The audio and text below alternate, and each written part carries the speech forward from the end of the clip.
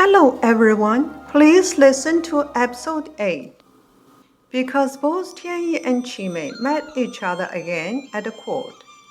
After finishing chanting the scripture for the old emperor, Qimei returned to the temple. She thought that Tian Yi would send people to the temple and find her. In the evening, she talked to the head of a nunnery. She said, "Tomorrow, the palace will send people looking for me, in order not to affect Tian Yi's life, and not to disturb tranquility of your temple. I must leave here and go to other places. Please excuse me for the last-minute decision." The head of the nunnery learned everything Qimei told her. She helped her to leave the temple at midnight. Sure enough, Tian Yi sent people to the temple early the next morning, but didn't find her. Qimei escaped from the temple that night.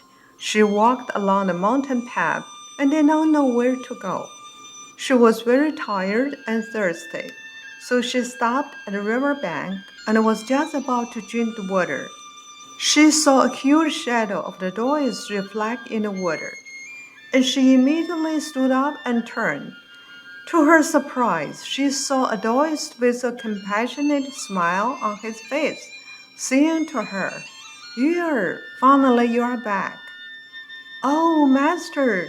She threw herself into Master's arms and cried like a child who had lost her parents for a long time. The Taoist said, "Now look at yourself, who you are." Qimei then noticed that she turned back again to the 7-year-old girl.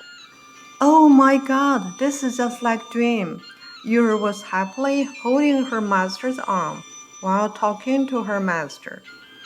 The Taoist said, "Both of you and your brother originally came from a heavenly world. You were very pure and holy, but the human world polluted you to become someone else. I've been looking after you in another dimension for more than 2,000 years. Now, although you have gone through some difficulties, you have ended all the predestined relationships." "How lucky I am! But where is my brother?" Yu said. The Taoist and Yu went back to their home, the Taoist temple, and then the Taoist told Yu, "You wait here for me for a little while. I will go and get your brother back home." In Tian Yi's study room, he drank wine by himself. He was in a very bad mood. Then Yanxing, his wife, came and blamed him and said, "You are a dignified prime minister, and were made crazy by a village girl. My father put the fate of the country in your hands before he died, but you are drinking all day long, and you have no ambition. How can you be worthy of being in such an important position?" In the evening, some people were secretly discussing in Xungbao's room.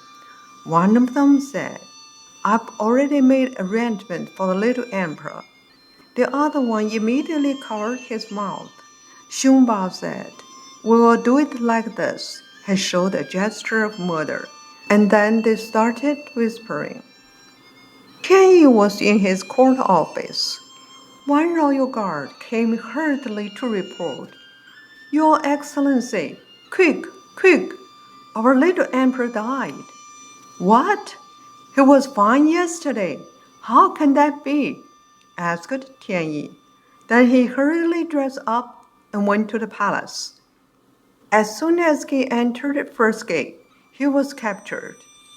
Very soon, Tian Yi was put in prison and sentenced to death for the guilt of false accusation of killing the little emperor and for usurping the throne. He was wearing prisoner's clothes and a wooden club, sitting on the floor of the prison. In the darkness, Tian Yi thought of a lot of things. Those things like the screen appeared in his mind one by one. The time to meet Tianshan Taoist, the time to meet Qimei helping her to dig wild vegetables, the time writing a poem on a handkerchief, and the time joining the girl. The girl in the painting suddenly was alive. In a blink, she turned to her master. He called his master and was about to kneel down to his master.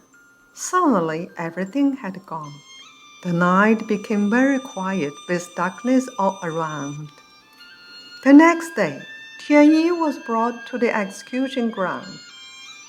The prison official called out, "It's time now." The executioner raised his huge knife and was about to cut. Suddenly, his knife was flying all the way up. At the same time, Tian Yi rode on a crane flying to the sky. His master appeared in the sky, and he followed his master flying away. Yue saw her master, and Jin flying back far away. She got so excited and called up, "Brother, how are you?" Jin said, "Oh yes, the dreadful dream is over. How is everything with you, Yue?" "I'm so happy we are together again." Both of them said to their master, "Master, you promised to take us to Date Spring Mountain.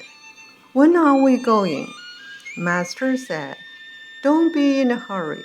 Jin and Yue, do you still remember the heavenly secret I told you? The creator of the universe has already come to the human world. In order to learn the universal law, both of you have suffered during many reincarnations.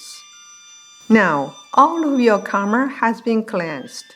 Very soon, we will go to the human world to study the Great Way."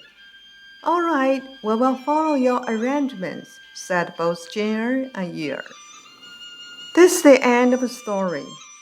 Hope it will make you enlightened on how to go back to the heavenly world where you came from.